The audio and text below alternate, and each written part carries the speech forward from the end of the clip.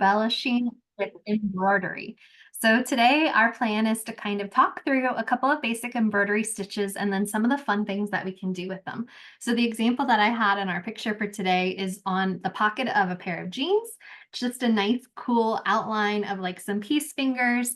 I also have some different patches that I've made before, just using some felt, using some embroidery floss. If you've never embroidered before, like I said, we're going to start at the beginning and I'm going to show you a couple of stitches, and that's really all you're going to need to be able to do lots of different kinds of projects.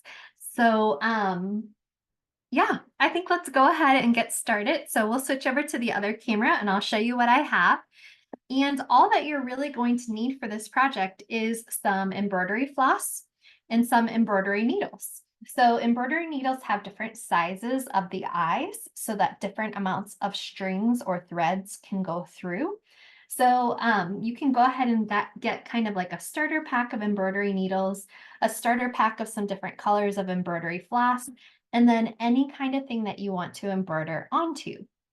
So if you're going to kind of embroider onto a flimsy piece of fabric, then you might need a hoop to kind of keep it nice and taut.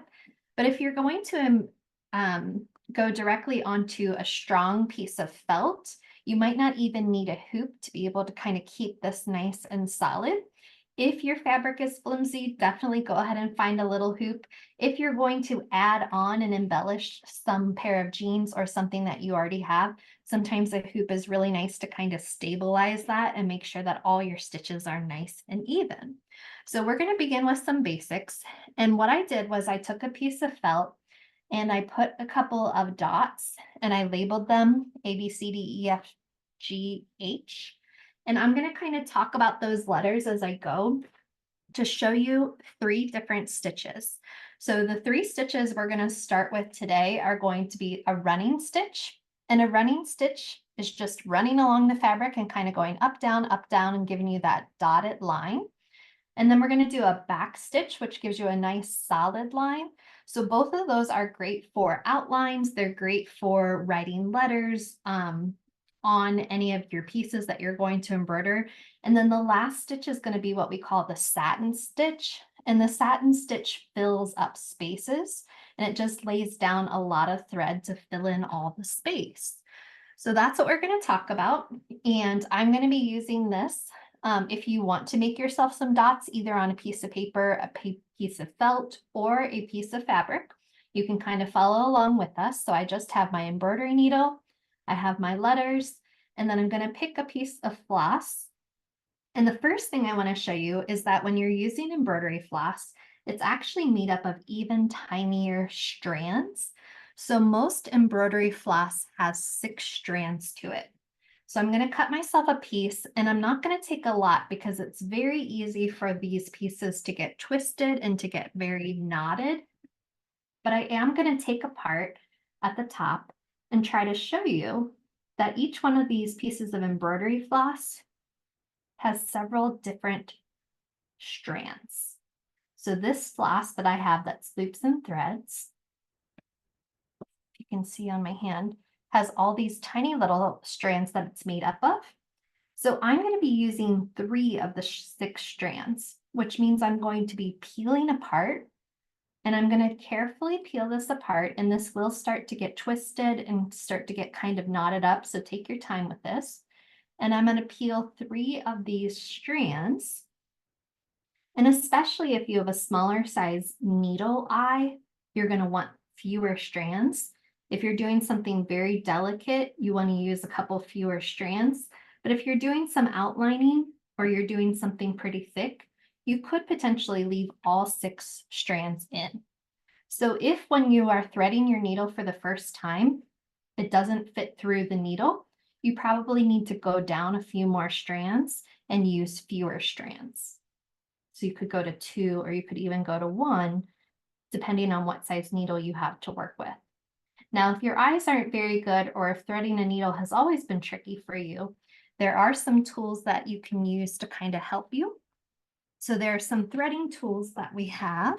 I'm trying to find one for you. Here it is. So these are needle threaders. And what they do is it's a little tiny piece of wire. You can kind of see at the end. And you're going to put that tiny piece of wire through the eye of the needle. And then you can, it's a much bigger space to fit through with my floss. So I can fit that embroidery floss or embroidery thread through there. And then once I get it through this large wire, then I pull this whole tool through the needle and it's much easier to thread. So if you're ever struggling with threading your embroidery floss needles, you can always try and get one of these wire needle threaders and they can help you get that threaded. Now on the other side, I'm going to go ahead and tie a knot. And I'm probably going to tie about 2 knots to make sure that it's not going to come through my felt.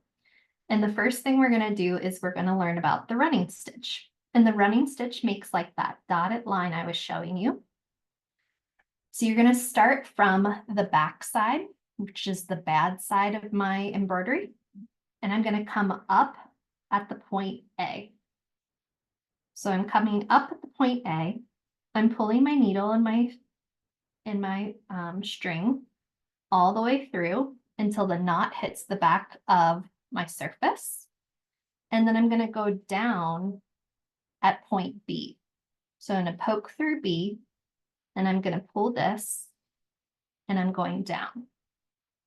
Now, if your fabric is stiff, then that's good. But if your fabric is kind of flimsy, you might need to put this in a hoop so that you don't accidentally get some stitches that are all wonky. So this is good. And then for the running stitch, I'm going to come up at C. So I'm not going to come back up at B because if I come back up at B, it's going to undo it. I'm going to come up at C and I'm going to leave that blank space. And notice how the space that I left is about equivalent to the space that I thread my needle through in this first stitch. And then I'm going to go down at point D. And I'm trying to keep my stitches nice and even. So even the blank spaces in between are about the same size as the stitches themselves. And then you're going to continue to go back and forth and go up through, up point E, and then down point F. And I'm going to continue that dotted line, which is this running stitch. And this running stitch, you can make it smaller. You can make it closer together. So you can fit a lot more stitches per inch if you want them to be smaller. But this is a really great way to do some outlines. This is a really good way to add some thread to an interesting design without it being very difficult. And it's a pretty quick stitch to be able to do. So to finish it off, I'm going to tie a knot on the back. And I'm going to tie 2 just to be safe. And notice how when I'm tying the knot, I'm using my finger and pressing the knot so that I get that knot to be doubled up at that same point. Then I'm going to take my scissors and I can go ahead and trim this down. So that was our running stitch and it gave us that nice dotted line. The next one I'm going to show you is going to be the back stitch. And the back stitch is different from the running stitch because the back stitch is going to give you a continuous line. And so we're going to be going backwards and filling in those blank spaces with the back stitch. So first I'm going to go ahead and tie a knot. If you need more embroidery floss, just take a bit at a time, probably about a foot or so at a time so that you don't get it too tangled, because you can always add more, but it's hard to untangle those knots. And to begin our back stitch, we're going to start in the exact same way that we did with our running stitch. So I'm going to come up through point A. And I'm going to go all the way until my knot hits the back of my fabric. I'm going to go down at point B. So far this is still the same as what we were doing. I'm going to come up at point C. And now the only difference between the back stitch and the running stitch is that after I go up at point C, I'm not going to come over to point D. I'm actually going to go backwards to point B and fill in that space. And now at this point, you have 2 choices. You can either come up at point C and go to D, or you can come up at point D and continue to go back. So if you always come up one stitch in front of the other, so I come up at E and then I go backwards to D, and I come up at F, and I go backwards to E. This is a really good way of filling in all of those spaces and making one continuous line of stitches.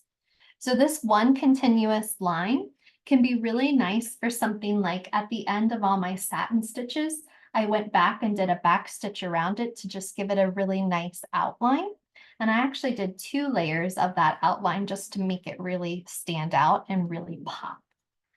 So this is the back stitch. I'm going to do one more, I think, before I run out. I'm going to go come up at point G, and I'm going to go over to point F. So even if you've never done any embroidery before, if you have those 2 stitches, you already have a good shot at doing lots of different outline. And really, those are the back stitch is the only stitch that I used in order to make this peace sign. So you can tell that that's just that back stitch. And I just outlined that onto the jeans pocket. I put my hoop in, and I just took my time and made all those stitches. So let me tie this off, and then we're going to talk next about the satin stitch. And the satin stitch can fill in space, and it can really add some interesting texture and color to your piece. So I'm just tying this to finish it. And I can put that to the side. And let me show you an example of my satin stitch. On these same pair of jeans, I was messing around on the legs. And down here on like this little plant or the word love. So what I did was I took a stencil and a Sharpie and I wrote the word love. And then I went back through and did this satin stitch to fill up spaces. Here I haven't finished this yet, but you can see these, I put in Sharpie, these little squares, and then I'm just going through and through one of the layers of the jeans. I'm just making all these satin stitches and filling in that space just to kind of be interesting, different, personalized, so it's not just a normal pair of jeans. So I see, can cross stitch floss be used? Yes, cross stitch floss and embroidery floss are actually exactly the same. Also, if you make a lot of friendship bracelets, that's the same material that you're going to use for this also. So a satin stitch is going to fill in space. So I went ahead on this piece of felt and drew in a circle to show you how I can fill up that whole circle with the satin stitch. So I'm going to take a new color. I think I'm going to take the color white. If you have any other questions, that was a great question. Please go ahead and throw it in the chat, and I'll do my best to answer any questions you might have. And you can decide if you want your stitches to be thicker, if you want to leave more strands, or if you want them to be thinner and more delicate or less noticeable. And then you can use maybe just one strand. Having a hard time finding the beginning of this one. There we go. So on this one, I'm going to use 3 strands again. So I'm going to go up to the top, and I definitely am using my fingernails to kind of parse this out. So here's 2 strands right here, and here's 4, but I'm going to try and just use 3 strands. So I'm going to grab 3 of them, and then I'm going to slowly kind of peel these apart like licorice. So if you're not good at drawing, where can you get patterns? Great question. And that's definitely something we're going to talk about. One way is you can definitely order them. There are some that already come on like iron-on fabric. So you can iron that on and then you can kind of stitch through that. But some of the other things that I like to do is if you find a design that you like, maybe on a program like Canva or even kind of like clip art from something that you like, you can use that. And I can show you how you can kind of transfer that. Another thing, I'm obviously not doing a good job of talking and unthreading.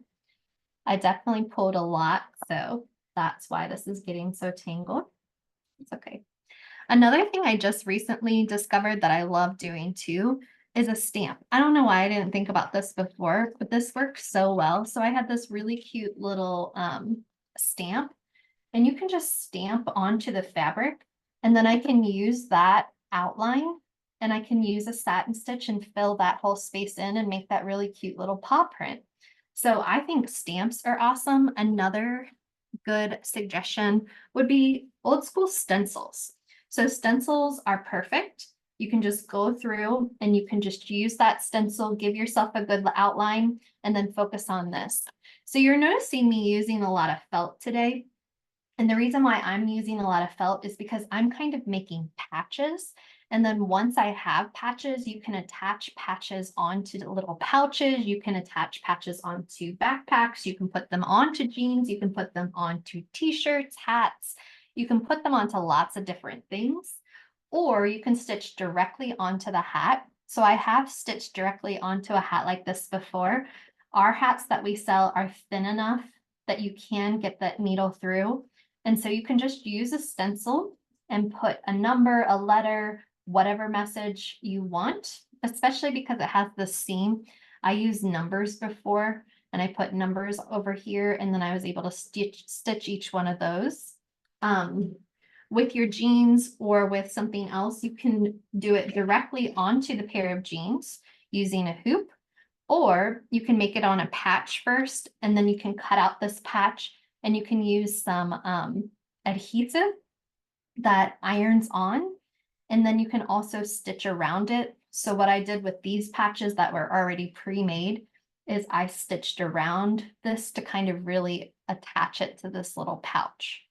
I know, right? I don't know why I never thought of the stamps before, but stamps are awesome. I have lots of cool stamps from all of my different paper crafting things.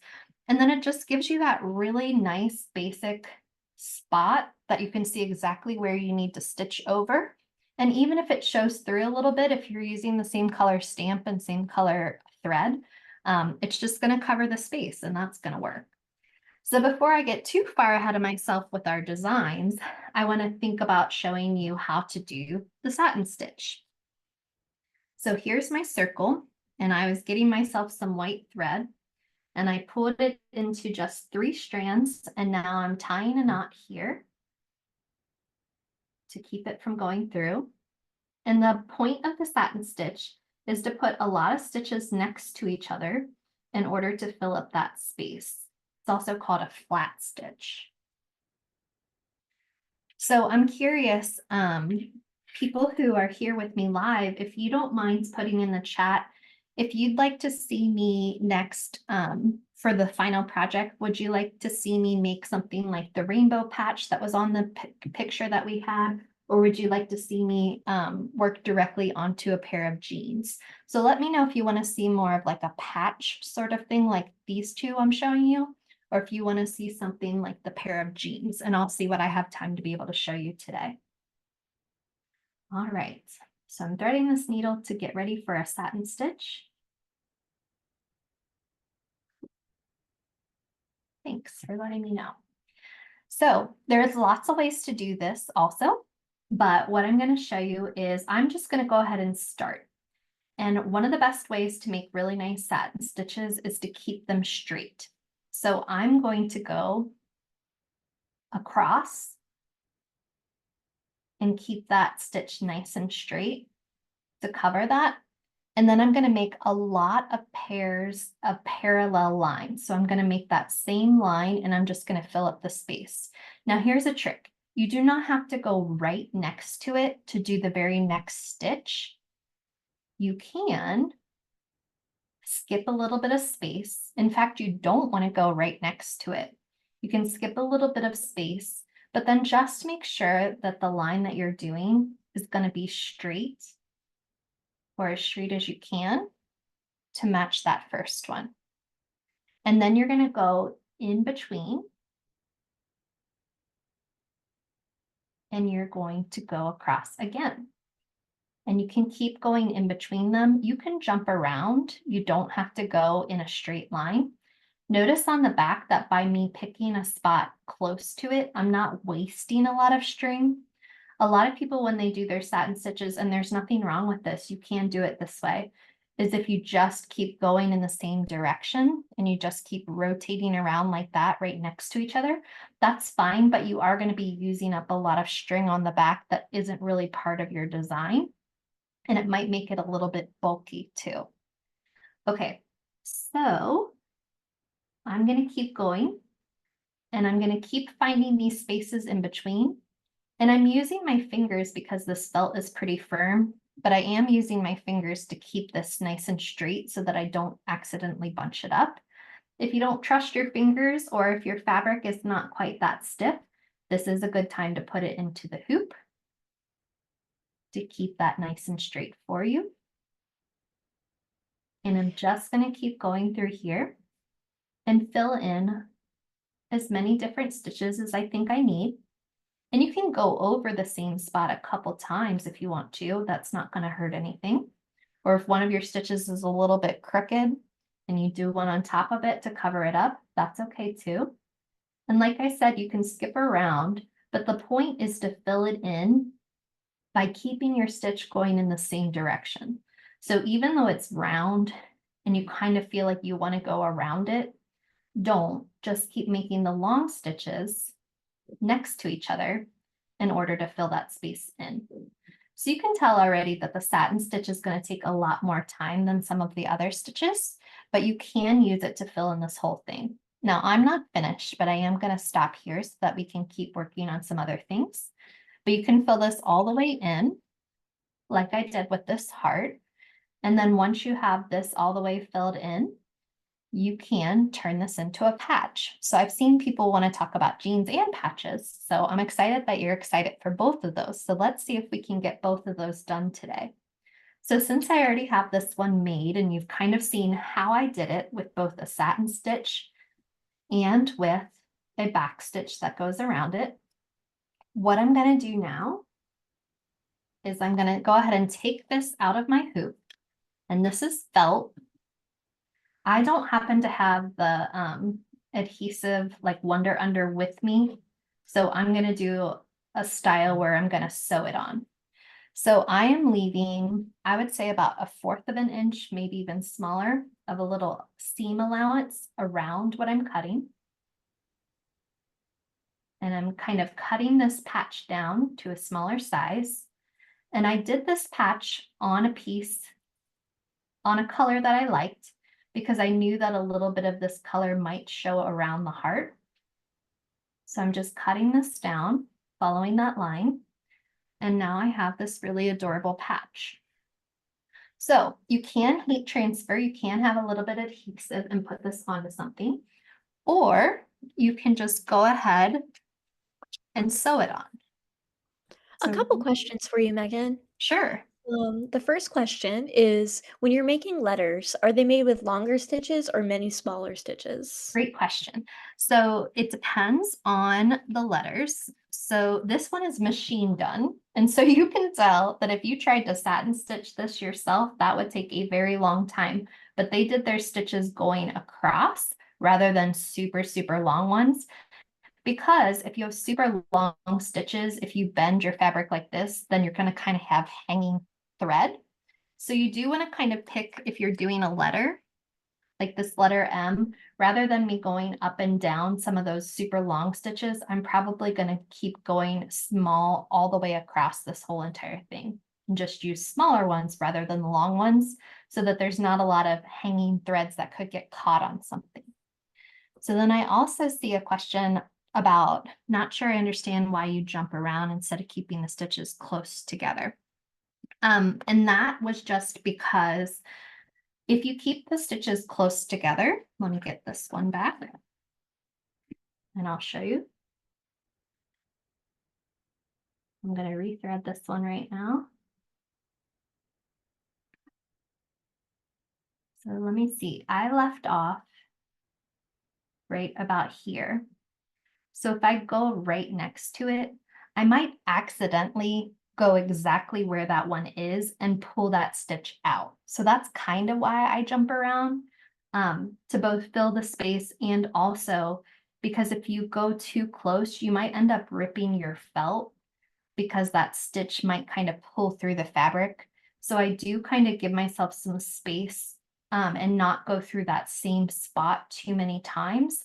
I do tend to jump around and kind of fill the space differently, just so that I'm not continually going through that same exact stitch or that same exact hole.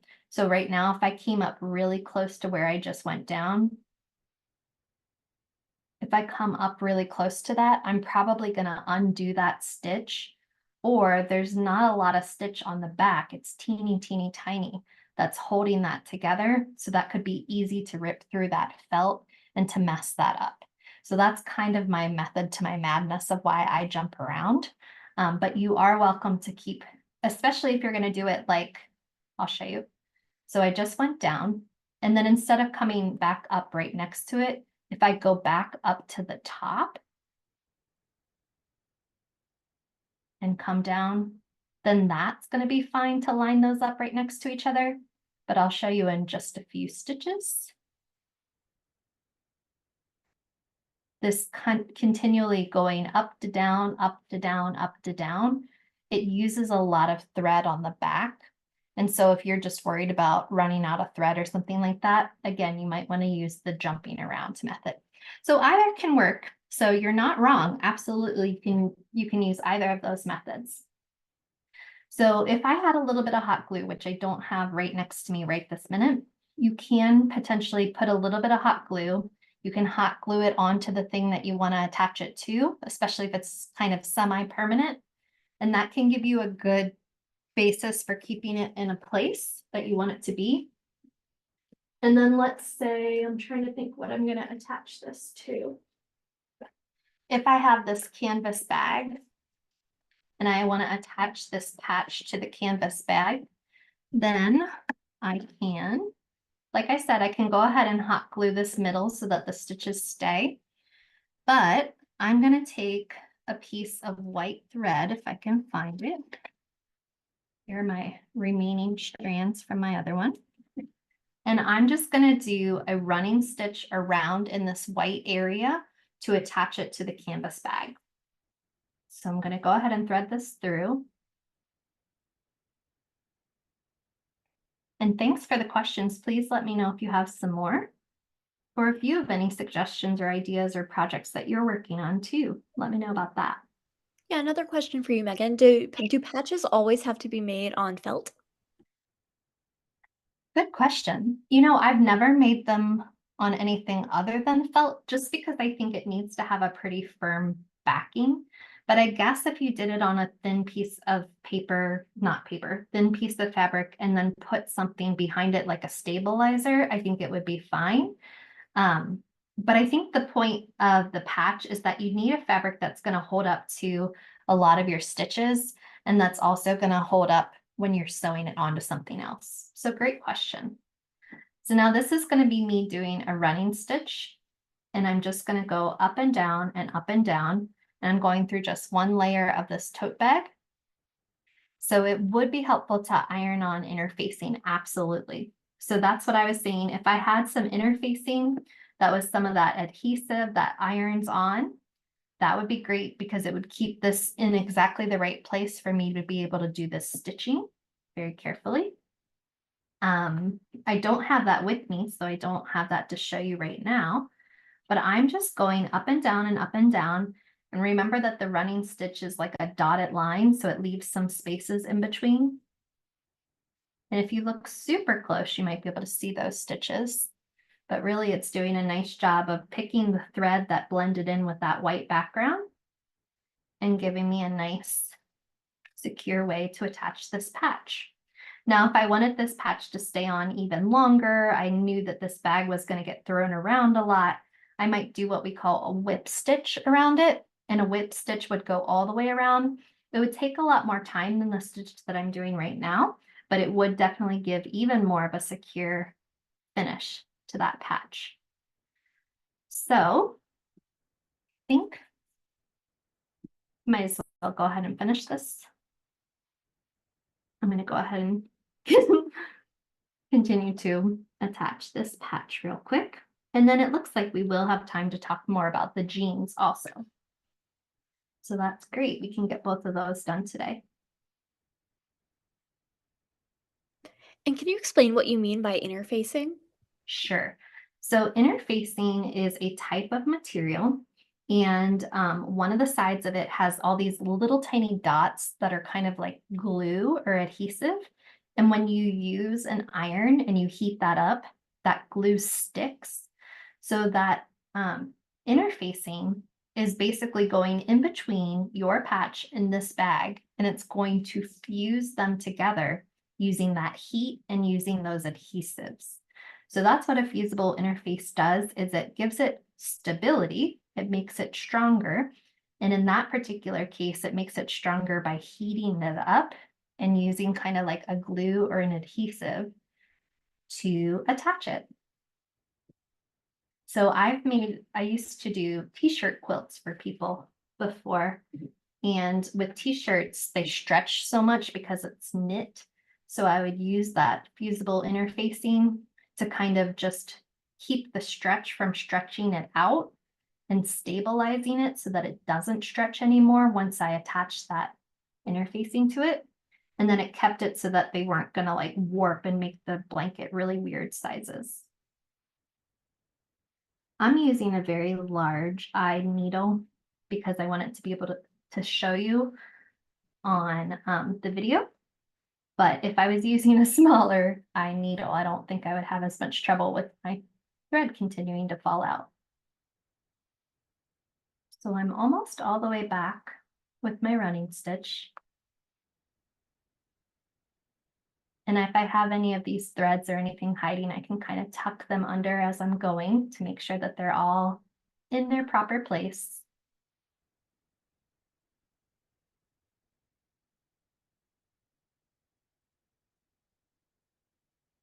And I think I'm one stitch away from being back to the beginning. There I am. And I'm just going to finish this off with a knot. And you can tell that inside of my bag just has this really nice, thanks Sam for sharing that. Yes, that is a great. So there's a link in the chat if anybody wants to see about what some of that interfacing is that we were talking about. Now I have a really nice patch that's attached to my bag. So you could attach this to a hat, you could attach it to a bag, you could attach it to jeans, you could attach it to lots of things.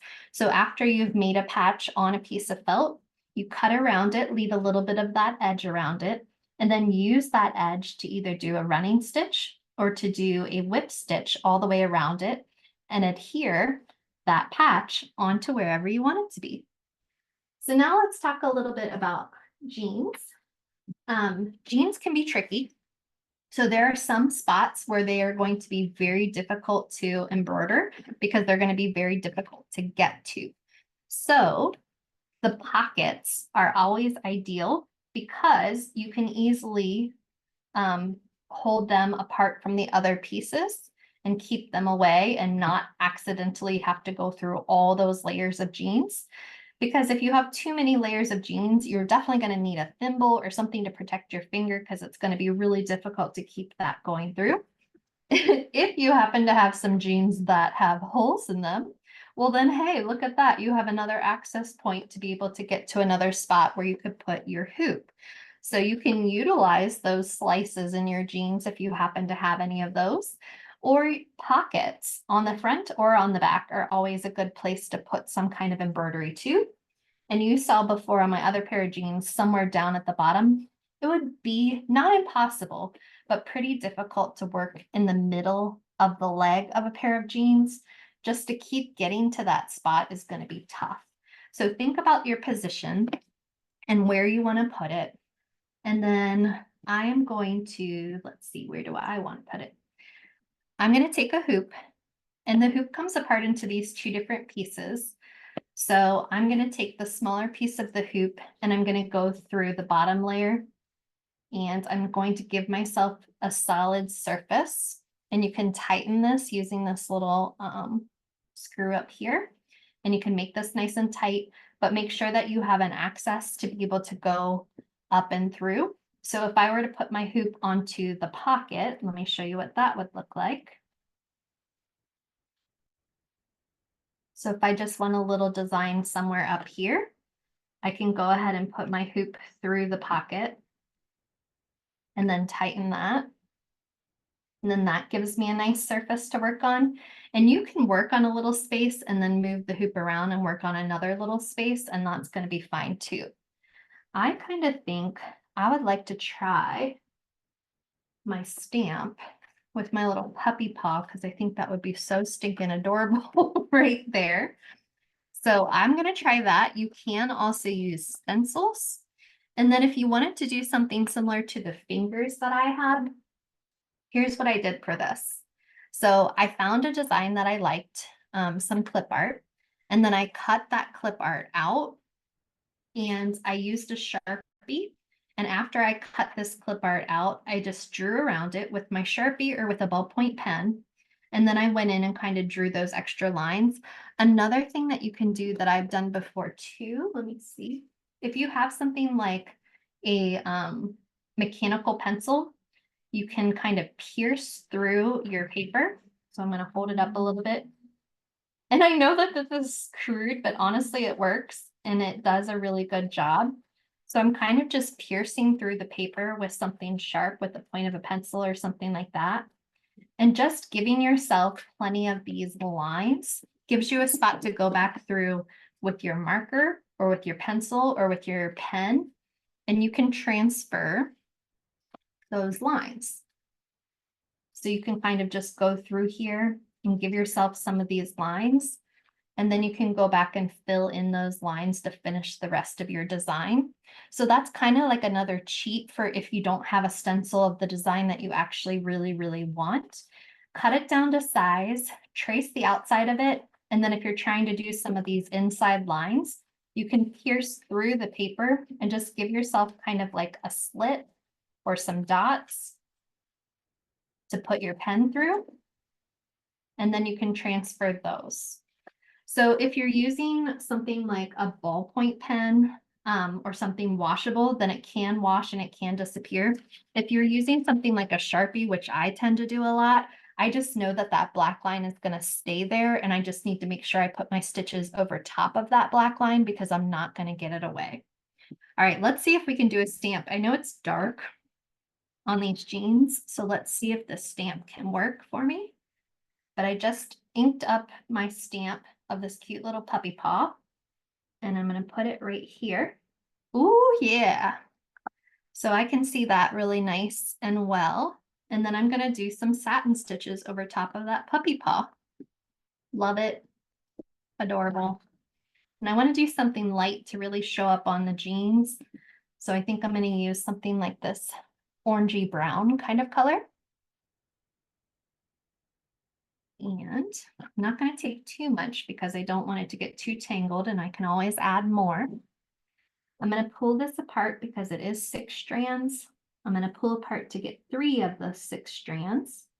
And you can decide if you want to use more strands or less strands. That's always up to you. And I am going to carefully peel off the other strands. So right now I just have these 2. So I need to pull 1 more off so I can have 3. And what's nice about using 3 strands is that the piece I'm peeling it off of has 3 strands, and the remaining piece has 3 strands. So it's kind of like your next set of thread is sitting there waiting for you. And this part, just have a little bit of patience with yourself because it will start to twist up. I sometimes put it in hold one of these with my mouth too, where you can see I'm kind of using my elbow to hold down the bottom as I'm peeling these apart. There we go. I'm going to tie myself a knot. And thank you so much for those of you who are still with me today. If you want to get an old pair of jeans, if you want to grab some thread, grab some supplies, and try this again later, you are more than welcome to come back and watch this video. It's going to be on YouTube, probably by tomorrow afternoon. And so then you are welcome to watch that video again if you get stuck or if you need some help. So I have this cute stamp right here, and I have my hoop that's kind of keeping this piece of fabric nice and stable. And I'm just going to go through down at the bottom and making sure I'm just going through that 1 layer of jeans. Oops, I need to make a knot a little bit thicker. And I'm going to see how much of this paw I can do. So if you have other questions, let me know in the chat, or if you have other ideas of what you might do with your projects. think this one is going to be super adorable. So I'm going to try and do these straight stitches. I might actually switch to a smaller needle because this one keeps coming unthread. If you can see how wide that is, that's very, very wide. So I have plenty of needles to choose from. Just have to find them.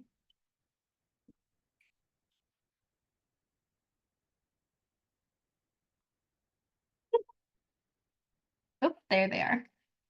So I'm going to choose one with a smaller eye to it so that my thread doesn't fall out as often. And that's going to make it a little bit easier. Also, if you're working on a fabric like denim, that can be hard, you might want to make sure that the tip of your embroidery needle is pretty pointy also. You don't want to use a dull one when going through denim because you're going to have a really hard time pushing that through.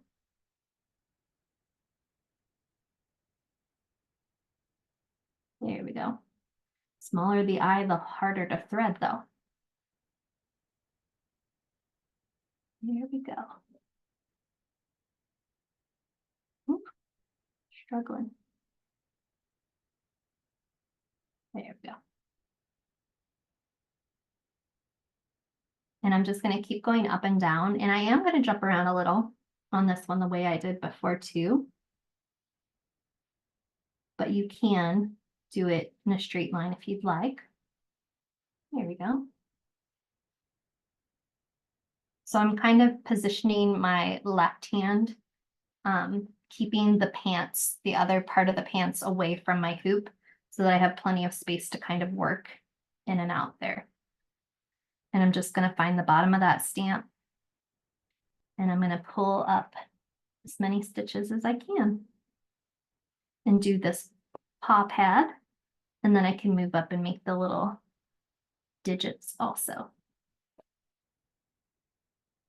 And you can imagine a cute little heart, a cute little star, a little rainbow, some flowers. There's all different kinds of things that you can add on and really make this your own. So my goal of my satin stitches is to try to make straight lines. Looks like one of my lines wasn't very straight, but I'm going to go back over it and I'm going to fill in all of that space. So it's okay if a couple of them are off. I'll finish and fix them as I go. And I'm just coming up at these different points and trying to make these long flat stitches to fill in that stamp. And the stamp worked out really nice on this pair of jeans.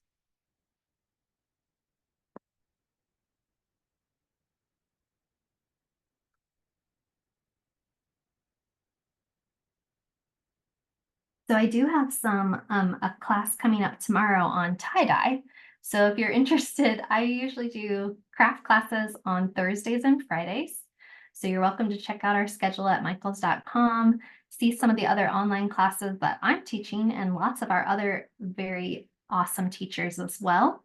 We have a good lineup this week of things to get ready for Mother's Day, and just some different hobbies and crafts to pick up like this embroidery. So teach yourself as many new skills as you can.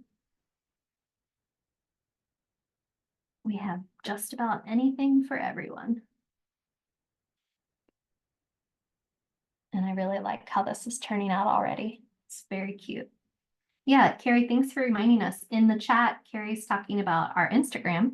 We have a Learn with Michaels Instagram account where we show pictures of all the different classes that are happening.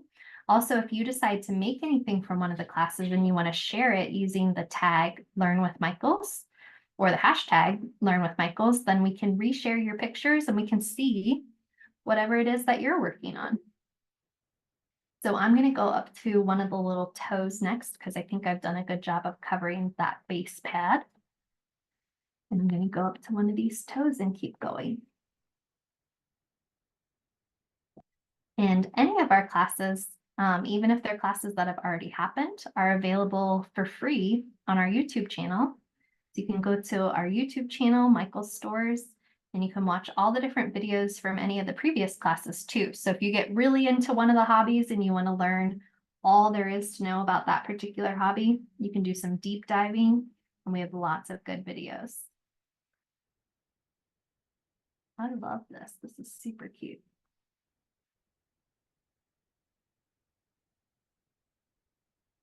So I can imagine this being like, if you have like a little team mascot, and like, I know that some of the schools, and you can tell me in the chat list if you,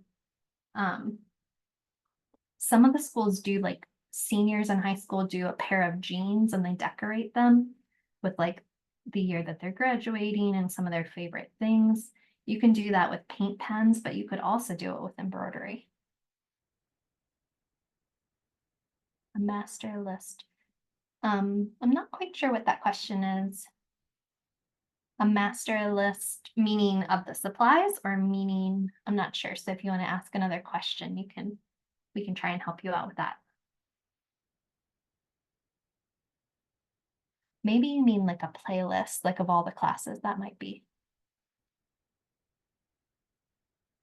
what you're talking about. This is so stinking cute. Look at how that's turning out. I love it. Adorable. I could picture this being a really cute little holiday ornament too, and putting the name of the pet, and you can embroider the name of the pet using one of your back stitches underneath. My sweet dog's name was Bob, so I could put Bob underneath his paw pad. That's adorable.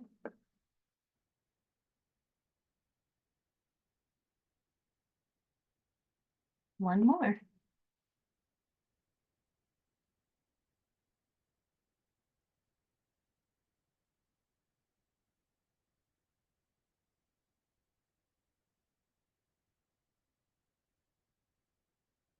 Now with this one, I'm not really worried about the backside, but if you were very worried about the backside and if you were worried about like fingers or cell phones or things catching on that and like bringing that up or messing up any of your stitches, this would be another good place for your fusible interfacing to kind of just put a layer on the back and just keep those stitches in place and keep them from moving anywhere. Would just be a really nice way to finish this off if you were worried about that. But honestly, I'm not worried about that.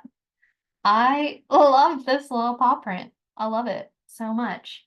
So I'm going to go ahead and finish this off just by doing a knot.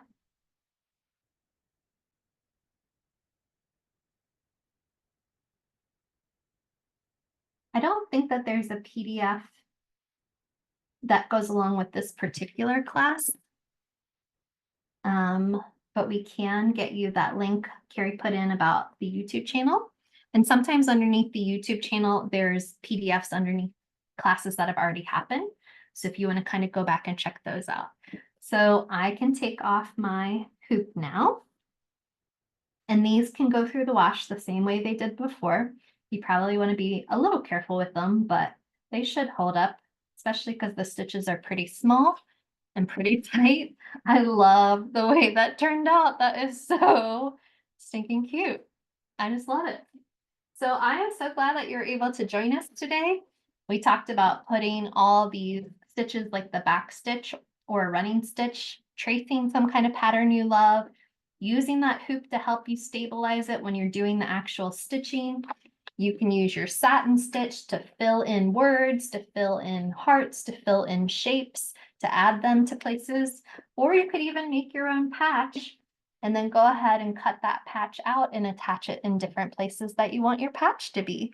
So thank you so much for joining us today. My name was Meghan Fahey, and I can't wait to see you at another one of our craft classes. So thanks for coming. Bye.